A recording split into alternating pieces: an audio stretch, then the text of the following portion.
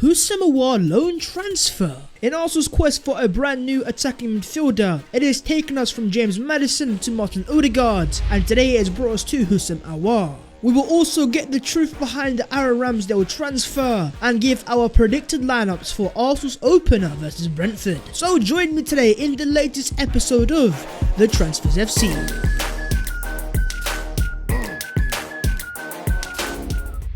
Yo, what is going on, guys? My name is Baz14 and oh boy, do we have so much to discuss. And so as per, I'd massively appreciate if you guys can go down there and smash a like on the video, and while you're down there, please do consider subscribing to the boys channel, because we are on the road to the big old 60k and only you guys can make it happen. But let's get into the Arsenal transfer news, and starting off, let's discuss a certain Houssem Aouar.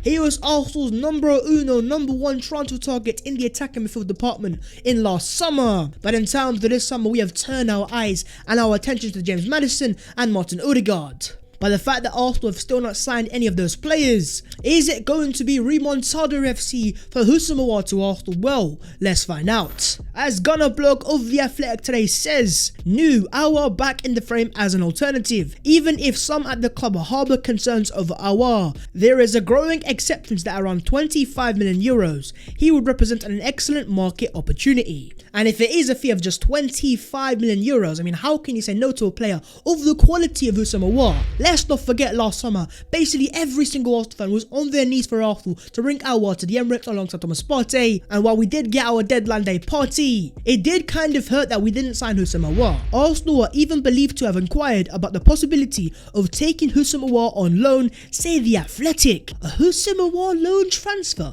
would you say? Now, unless this is a loan with the obligation to buy with a hefty fee next summer, with Lyon's current financial circumstances, I don't quite see them letting go of a star asset like Aouar on a loan transfer. But then again, Arsenal, for 25 million euros, he's sitting there, he's available. If you want Aouar, you're not going to ever get a better opportunity. We've also got a Sun Sport exclusive who have claimed that Arsenal will go to borrow Houssem Aouar if they cannot sign the main targets permanently this summer. Martin Odegaard and James Maddison are at the top of the list. I've always said I'm not a fan of the source, but when these guys say exclusive, normally they're pretty bang on. But as they confirm there, once again, Aouar is not our priority. It is James Maddison, it is Martin Odegaard, and if we can't sign them ballers, we fall our eyes to the Frenchman. But in terms of Big Madders and Martin Odegaard, who do Arsenal want more out of those two players? Well, according to Fabrizio Romano, Martin Odegaard has always been Arsenal's priority, more than Maddison. Arsenal board now waiting for Real Madrid's final decision on Odegaard's future. They'd be ready to bid for the Norwegian talent. So Mr. Here We Go is persisting that Odegaard is Arsenal's priority. But at the same time, the AFC Bell has been saying that James Maddison is Arsenal's priority in the attacking midfield department. Is it James Maddison, is it Odegaard, is it AFC Bell, or is it Fabrizio Romano? Lads, let's have a discussion down below in the comments. But according to The Athletic, while James Maddison does have admirers within Arsenal, he is not someone the club are seriously pursuing at this time. Intermediaries are believed to be keen to matchmake Arsenal with Maddison, given the club's obvious need for a creative midfielder. So The Athletic are saying that while Arsenal do appreciate a man like James, this could be more of the intermediaries trying to secure themselves a bit of a bag, because if they get Maddison to Arsenal, they obviously are going to get a pretty decent agent fee. But these seem to be the three names as it stands: Houssem Aouar, Martin Odegaard and James Maddison. And so out of those three players, if you could decide one this summer, who would it be? And let me know why. As it stands, your boy is on the side of Mr. James Maddison, but that's just your boy's opinion. Okay then, let's get into the debacle that is Aaron Ramsdale. First things first, yesterday afternoon, Chris Wheatley gave us an exclusive, saying that Arsenal in advanced talks to sign Sheffield United goalkeeper Aaron Ramsdale. And advanced talks normally means a deal was pretty close, so a lot of Arsenal fans came to the acceptance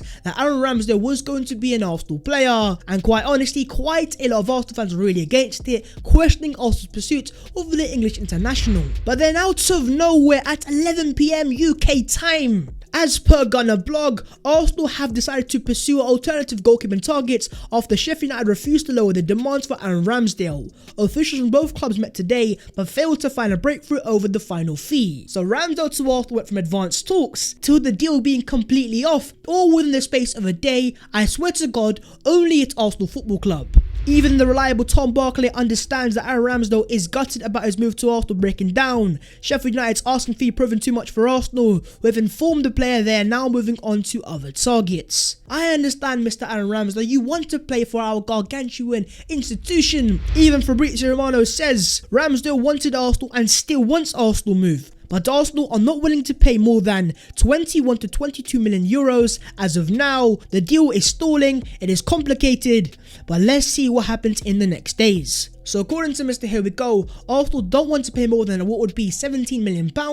But at the same time, he has left the door open to a return for Ramsdale. I just don't know with Arsenal right now. Even the AFC Bell was saying that Arsenal could be using this to work in their favour and trying to reduce the fee of Ramsdale for Sheffield United. But regardless of the price tag, I will always ask this question: is Ramsdale the right goalkeeper for Arsenal Football Club to progress as a club? But as per, that is down to personal perception, so let me know your thoughts on Ramsdale down below in the comments. According to the Athletic UK, Barcelona goalkeeper Neto, who is 32, is a target. Arsenal may even be hopeful of striking a loan agreement. Neto is represented by Kia Jobajan, but this would not be a deal driven purely by relationships.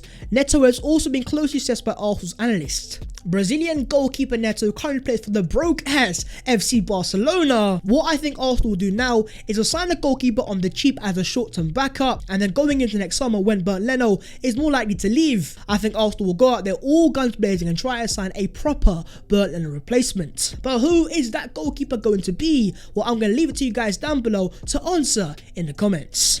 Okay, then moving on to Arsenal versus Brentford predicted lineup. Within 24 hours, our Arsenal Football Club is back on the pitch in the Premier League. And as much as your boy is still in recovery mode from the pain of last season, with a brand new season comes brand new hope. But as they say, it's the hope that kills you as an Arsenal fan. In terms of the team news, Thomas Partey will be back in training by the end of August, Arsenal have confirmed.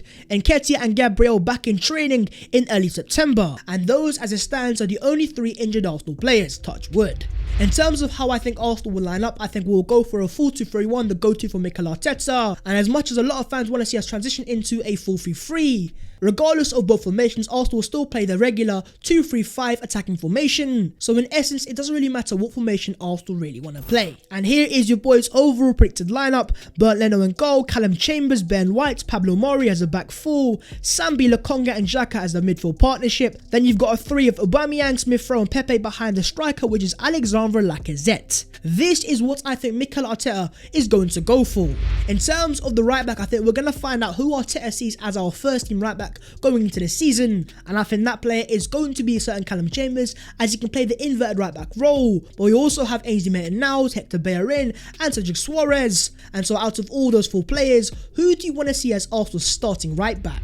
I also believe Mr. Benny Blanco, Mr. Ben White, is going to play a massive part, as he will allow Arsenal to play on the front foot. He is a tremendous ball playing centre back, and he also has a decent amount of recovery pace. But then saying that, Ivan Toney of Brentford is a scary centre forward, so it's going to be a very good test for him and Pablo Mari. In terms of midfield, for me, with Partey's injury, it has to be a certain Albert Sambi Lokonga. Nicolas Pepe goes in his right wing simply down to my sharpness over Bukayo Saka. And in terms of Aubameyang, I'm not his biggest fan as a left wing, but I just don't see Mikel Arteta dropping his captain on the opening day of the season. And in terms of Lacazette as it stands, we play better with Lacazette as a striker, and that is just your boy's opinion. But that of course is what I think Mikel Arteta is going to go for. But if it came down to you, my fellow football managers, how would you line up the Arsenal team going into this crunch game, this massive game against Brentford? Make no mistake, if Arsenal don't get the 3 points, with there being already massive pressure from the transfer window, there will be gargantuan pressure on Arsenal and the shoulders of Mikel Arteta, Edu Gasper and the board as well.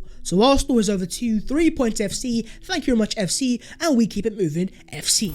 Okay, then moving on to the other Arsenal news today. We have got a lot to discuss, so we're going to start off with Tyneside in Newcastle with a certain Joseph Willock.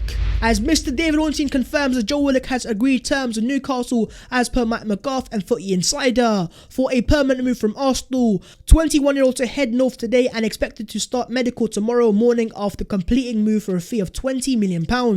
So there you guys go, £20 million for Joseph Willock in the bag. This is going to be a done deal. Even Mr. Charles Watt has confirmed that Joe Willock said his goodbyes this afternoon to the teammates and staff at London Colney before leaving to complete his move to Newcastle.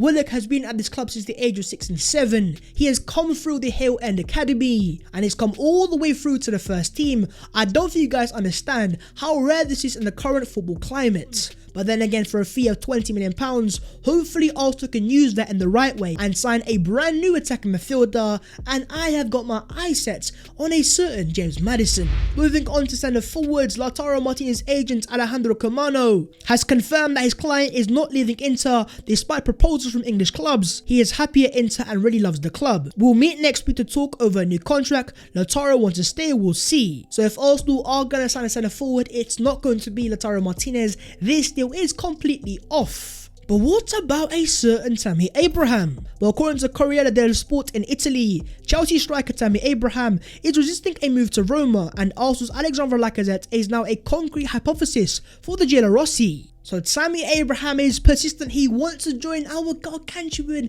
institution. But as it stands, Arsenal and Chelsea are yet to agree a fee or a deal for the player, despite reports claiming that Arsenal have agreed personal terms with Mr. Tammy Abraham. And even the reliable Gianluca Di Marzio has confirmed Roma is still waiting for Abraham's decision. The club is waiting a lot. Alternative options have begun to come out, which would be Arsenal striker Alex Lacazette. So Lacazette is becoming a realistic target for AS Roma. But if Lacazette was to go to Roma, how much money are we talking for a player who's only got 1 year left on his current Arsenal contract? And you also have to ask the question, is Tammy Abraham a realistic upgrade on Alexandre Lacazette? That, my friends, is for you guys to debate. According to UK reports, Portsmouth have been keeping tabs on Miguel Aziz ahead of a potential loan move. Young Miguel Aziz to Portsmouth, this could be a decent loan transfer, and as much as your boy would love to see him stay at Arsenal for the season and play some part in the first team, I also understand with the lack of Europa League football, where is he realistically going to get his minutes except for the Carabao Cup and the FA Cup? Having seen Bukayo Saka and ESR breakthrough last year, who do you guys think is going to be Arsenal's breakthrough young player this season? Is it Balogun, is it Aziz, or is it someone the boys forgetting?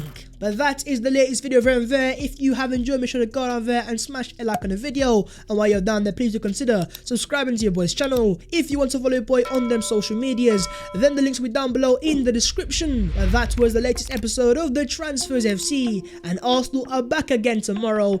Is it disappointment? Is it a dub? We're gonna have to wait and see. But until then, I will see you guys later in a bit.